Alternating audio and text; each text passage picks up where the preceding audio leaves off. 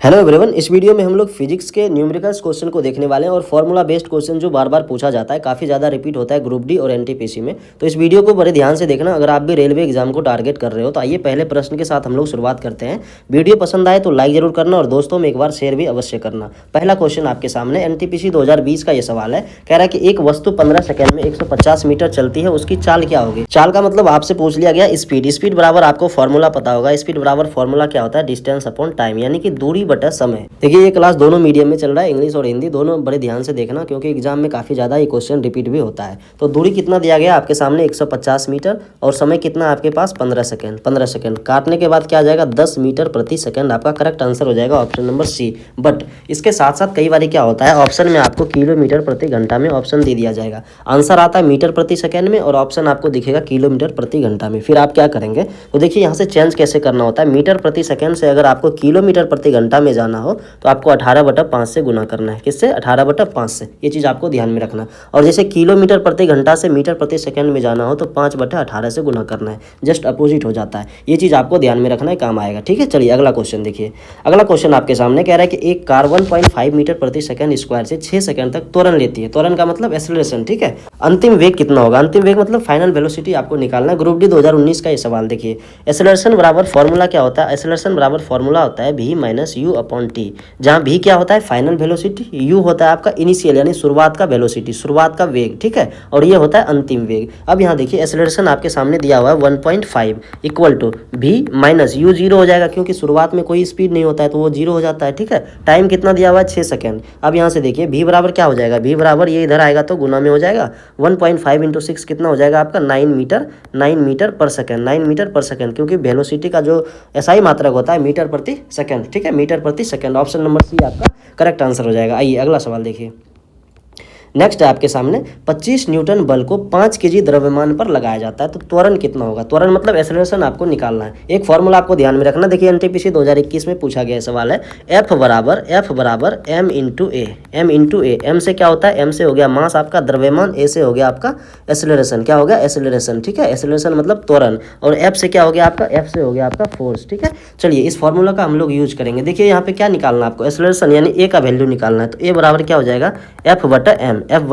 Force कितना दिया हुआ है 25 न्यूटन और आपका मास कितना दिया हुआ है 5 केजी। कितना दिया हुआ है 5 केजी। इसको काट दीजिए कितना आ जाएगा 5। और आपको पता है एक्सेलरेशन का एसआई मात्रा क्या होता है, मीटर प्रति सेकंड स्क्वायर। क्या होता है, मीटर प्रति second square. Option number C आपका करेक्ट आंसर हो जाएगा। आइए नेक्स्ट सवाल देखिए। वीडियो बहुत अच्छे से देखना, लास्ट तक देखना क्योंकि यहीं से आपको ग्रुप डी के एग्जाम में देखने को मिलेगा क्वेश्चन। ठीक है ना, चलिए कह रहा है कि 40 न्यूटन बल से वस्तु 3 मीटर चलती है, क्या गया कार्य बताइए। कार्य बराबर क्या फॉर्मूला होता है, देखिए वर्क डन बराबर फॉर्मूला होता है आपका F D into cos theta. But angle का यहाँ कोई रोल नहीं क्योंकि एंगल दिया गया नहीं है तो इसको हम लोग नहीं देखेंगे। ठीक है, आपको ध्यान में सिर्फ रखना है F बराबर एफ इंटू डी। डी क्या होता है दोस्तों, डी होता है आपका डिस्प्लेसमेंट। क्या होता है, डिस्प्लेसमेंट, यानी कि एक जगह से दूसरी जगह तक जो दूरी होता है वो न्यूनतम दूरी होता है, डिस्प्लेसमेंट। ठीक है, और एफ हो गया आपका फोर्स। एफ क्या हो गया, फोर्स। और डब्ल्यू से हो गया वर्क डन यानी कार्य। तो यहाँ पे क्या हो जाएगा, देखिए एफ कितना दिया हुआ है आपका 40 न्यूटन। उसके बाद डिस्प्लेसमेंट कितना दिया हुआ है, डिस्प्लेसमेंट आपका 3 मीटर है तो कितना हो जाएगा 120। अब बताइए वर्क का एसआई मात्रक यानी कि कार्य का एसआई मात्रक क्या होता है, जूल। तो 120 जूल आपका राइट आंसर होगा option number C. Option number C. एक चीज और ध्यान में रखना है आपको। अब देखिए यहाँ पे इसको जब गुना करते तो 120 न्यूटन मीटर आता। क्या आता, न्यूटन मीटर। ये एन कैपिटल है। ठीक है, न्यूटन मीटर आता। अब यहाँ से 120 जूल है तो इससे क्या पता चल रहा है आपको, यानी कि 1 जूल बराबर 1 न्यूटन मीटर भी होता है। 1 जूल बराबर 1 न्यूटन मीटर भी होता है। ये भी क्वेश्चन कई बार पूछा जाता है। ठीक है, चलिए अगला सवाल देखिए। नेक्स्ट है आपके सामने 100 वाट का बल्ब 30 मिनट चलता है, ऊर्जा खपत बताइए। यानी आपको एनर्जी निकालना है, कितना एनर्जी कंज्यूम्ड किया गया। एनटीपीसी 2016 का सवाल है। तो एनर्जी बराबर क्या फॉर्मूला होता है, एनर्जी बराबर आपका फॉर्मूला हो जाता है पावर इंटू टाइम। देखिए पावर क्या है, पावर आपका है 100 वाट। टाइम कितना है 30 मिनट। कितना है 30 मिनट। तो इस मिनट को सबसे पहले आपको घंटा में बदलना है, यानी कि कितना हो जाएगा ये 100 वाट इंटू 30/60 घंटा। ठीक है, यहाँ से काट दीजिए 2 हो जाएगा, 2 से काटिए इसको 50, यानी कितना हो गया आपका करेक्ट आंसर 50 वाट आवर। ठीक है, 50 वाट आवर आपका option number B right answer हो जाएगा। अगला सवाल देखिए। नेक्स्ट आपके सामने है, कह रहा है कि 4 केजी द्रव्यमान 5 मीटर प्रति सेकंड की चाल से चल रहा है। गतिज ऊर्जा निकालिए। काइनेटिक एनर्जी आपको निकालना है। काइनेटिक एनर्जी ग्रुप डी 2022 यानी कि लेटेस्ट एग्जाम का ये पूछा गया क्वेश्चन है। ग्रुप डी का लेटेस्ट एग्जाम 2022 में ही हुआ है, ठीक है ना। देखिए काइनेटिक एनर्जी बराबर फॉर्मूला क्या होता है, 1/2 mv²। क्या होता है, mv²। m क्या हो जाता है, m होता है मास यानी कि द्रव्यमान, v से हो गया आपका वेलोसिटी। देखिए 1/2 मास कितना दिया हुआ है 4 kg और वेलोसिटी आपका कितना दिया हुआ है 5। 5 गुना 5 हो जाएगा, काट दीजिए इसको 2 बार में। 5 गुना 5 25, 2 25 दूना 50, कितना हो जाएगा 50, ठीक है। 50 जूल आपका एनर्जी है तो जूल हो जाएगा, ठीक है ना। 50 जूल, ऑप्शन नंबर सी आपका राइट आंसर हो जाएगा। नेक्स्ट देखिए अगला सवाल आपके सामने है, कह रहा है कि धारा बराबर 3 एम्पियर दिया हुआ है, प्रतिरोध 4 ओम दिया हुआ है, विभवांतर निकालना है आपको। अब देखिए विभवांतर कैसे निकलता है, वोल्टेज कैसे निकलता है, V बराबर क्या होता है फॉर्मूला। देखिए एनटीपीसी 2019 में सवाल पूछा गया। अब आपको एक फॉर्मूला ध्यान में होगा शायद, V बराबर IR, आपने पढ़ा होगा V बराबर IR। क्या होता है, V बराबर IR, इसी को हम लोग बोलते हैं ओम लॉ। क्या बोलते हैं,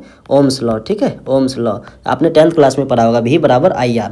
I मतलब क्या होता है, I मतलब करंट हो जाता है, ठीक है, करंट हो गया। R से रेजिस्टेंस यानी प्रतिरोध होता है, ठीक है, प्रतिरोध। और विभवांतर आपको V, तो क्या निकालना है आपको, V निकालना है। V बराबर IR, क्या क्या दिया हुआ, I दिया हुआ है आपके सामने 3 एम्पियर और रेजिस्टेंस कितना दिया हुआ है, रेजिस्टेंस है आपका 4 ओम। कितना है 4 ओम, तो गुना करने के बाद कितना आ जाएगा 12 वोल्ट। क्या हो जाएगा 12 वोल्ट, ऑप्शन नंबर सी आपका राइट आंसर हो जाएगा। अब यहाँ से एक चीज़ आपको ध्यान में रखना है कि वोल्टेज का एसआई मात्रक क्या होता है, एसआई मात्रक होता है वोल्ट, ठीक है, एसआई मात्रक वोल्ट होता है। और यहाँ से करंट का क्या होता है, करंट का होता है आपका एम्पियर, ठीक है, ये भी ध्यान में रखना है। रेजिस्टेंस का क्या होता है, रेजिस्टेंस का होता है ओम। क्या होता है, ओम। चलिए अगला क्वेश्चन देखिए। नेक्स्ट क्वेश्चन आपके सामने है कि 3 मीटर तार का प्रतिरोध 9 ओम है, 6 मीटर होने पर नया प्रतिरोध क्या होगा। एलपी 2018 का सवाल है, बढ़िया सवाल है। अब देखिए यहाँ सिंपल आपसे पूछा जा रहा है क्या, पहले 3 मीटर लंबाई था तार का, अब 6 मीटर हो गया, यानी दोगुना कर रहे हैं। तार का लंबाई कितना हो गया, तार का लंबाई हो गया आपका दोगुना, तो प्रतिरोध क्या होगा, प्रतिरोध भी क्या हो जाएगा, प्रतिरोध भी दोगुना, ठीक है, दोगुना हो जाएगा, ठीक है ना। ध्यान में रखना है, अगर लंबाई दोगुना हुआ, लंबाई अगर दोगुना हो रहा है तो प्रतिरोध भी क्या हो जाएगा दोगुना, यानी कि आपका राइट आंसर क्या हो जाएगा 18 ओम। क्या हो जाएगा 18 ओम, ठीक है। चलिए अगला सवाल देखिए। नेक्स्ट है आपका, नेक्स्ट सवाल कह रहा है, नेक्स्ट सवाल है कि 15 न्यूटन बल 2 सेकंड तक लगता है, इम्पल्स बताइए। एनटीपीसी 2017 में इम्पल्स मतलब समझ रहे हैं ना, इम्पल्स जो होता है वो product of force and time interval होता है। टाइम इंटरवल का मतलब कितने समय के लिए फोर्स जो है काम कर रहा है। तो यहाँ से निकाल दीजिए, इम्पल्स को हम लोग जे से डिनोट करते हैं, किससे, जे से। तो जे बराबर क्या होता है, force into time interval, time interval, ठीक है, इसको ऐसे हम लोग डिनोट करते हैं, टाइम इंटरवल, ठीक है ना, टाइम इंटरवल। चलिए यहाँ से कितना दिया हुआ है, फोर्स आपका है 15 न्यूटन और टाइम इंटरवल 2 सेकंड तक लगता है। 2 सेकंड मतलब 2 सेकंड हो गया आपका टाइम इंटरवल। यहाँ से गुना कर दीजिए, कितना हो जाएगा 30 न्यूटन सेकंड, 30 न्यूटन सेकंड, यानी कि ऑप्शन नंबर सी आपका राइट आंसर हो जाएगा। नेक्स्ट देखिए अगला सवाल, बढ़िया सवाल है ये, group D 2022 latest group D के एग्जाम में पूछा गया।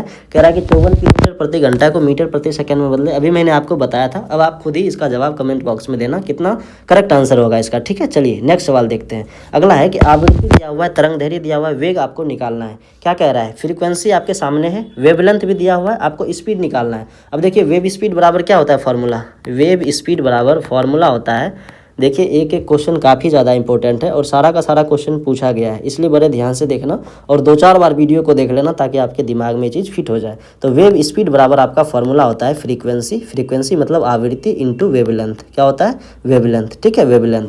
देखिए यहाँ पे क्या क्या दिया हुआ है, वेवलेंथ दिया हुआ है आपका 3 मीटर, फ्रीक्वेंसी भी दिया हुआ है, तो गुना कर दीजिए 60 हर्ट्ज गुना 3 मीटर, ठीक है। कितना हो जाएगा करेक्ट आंसर, 180 मीटर प्रति सेकेंड। क्या हो जाएगा 180 मीटर प्रति सेकंड, स्पीड है ना, स्पीड का यूनिट क्या होता है, मीटर प्रति सेकंड। क्या हो जाएगा, ऑप्शन नंबर सी आपका राइट आंसर हो जाएगा। एनटीपीसी 2016 का क्वेश्चन है ये। अगला सवाल देखिए, नेक्स्ट क्वेश्चन है क्वेश्चन नंबर 12। कह रहा है कि 4 एम्पियर धारा 3 सेकंड तक बहती है, आवेश बताइए। अब देखिए एनटीपीसी 2020 का सवाल है, एक फॉर्मूला आपको और ध्यान में रखना है, Q बराबर आई टी, Q बराबर आई टी। Q मतलब क्या होता है, आवेश, क्या हो जाता है चार्ज, ठीक है ना, आवेश। और I क्या होता है, I से आपको पता है ना करंट होता है, करंट को हम लोग किससे डिनोट करते हैं, I से। इसका SI मात्रक क्या होता है, एम्पियर, ठीक है। और T से आपको पता है टाइम हो जाता है। तो यहाँ क्या निकालना है आपको, आवेश निकालना है। Q बराबर, तो I कितना दिया हुआ है 4 एम्पियर, 4 एम्पियर, और टाइम कितना है 3 सेकेंड, 3 सेकेंड। तो राइट आंसर क्या हो जाएगा 12 कूलम, ठीक है, ऑप्शन नंबर सी आपका राइट आंसर हो जाएगा कूलम। आवेश का एसआई मात्रक क्या है, आवेश का एसआई मात्रक है आपका कूलम, ठीक है ना, कूलम, ध्यान में रखना है आपको। चलिए अगला सवाल देखिए, नेक्स्ट सवाल आपके सामने देखिए, एनटीपीसी 2016 का सवाल है। कह रहा है कि दर्पण वस्तु जितनी दूरी पर छवि बनाता है, कौन सा दर्पण है, यानी जितने दूर पे वस्तु रखा गया है उतने दूर पे आपका इमेज भी बनता है। क्या बनता है, इमेज भी यहाँ पे बनता है। यहाँ पे मान लीजिए वस्तु रखा गया है तो इमेज भी उतना ही दूर पे बनता है, यानी कि 10 मीटर पे ये है तो ये भी 10 मीटर पे ही बनेगा। किस दर्पण में ऐसा होता है? तो आपको पता है समतल दर्पण में ऐसा होता है, यानी जो आप अपना मिरर देखते हैं घर में डेली, उसमें जितने डिस्टेंस पे आप खड़े रहोगे उतना ही पीछे आपका इमेज भी बनता है। ये चीज़ आपको ध्यान में रखना है। चलिए ऑप्शन नंबर सी आपका राइट आंसर हो जाएगा। अगला सवाल देखिए, बढ़िया सवाल था, ये कॉन्सेप्चुअल सवाल है, ध्यान में रखना है आपको।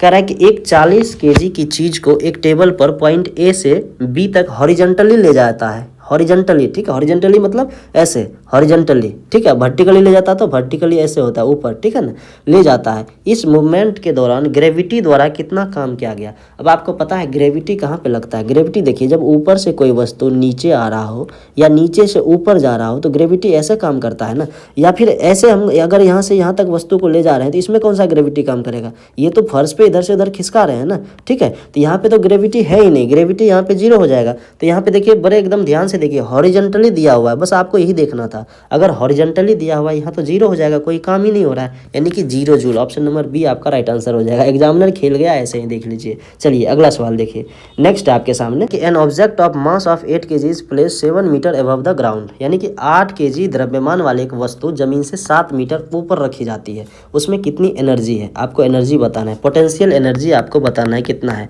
पोटेंशियल एनर्जी बराबर फॉर्मूला क्या होता है आपको ध्यान में रखना है, mgh। क्या होता है? mgh। ये फॉर्मूला काफ़ी ज़्यादा इंपॉर्टेंट है और कई बार रिपीट हो चुका है ये सवाल, ठीक है ना। m क्या होता है? m से मास हो जाता है, आपका मास कितना है? 8 kg, ठीक है, 8 kg।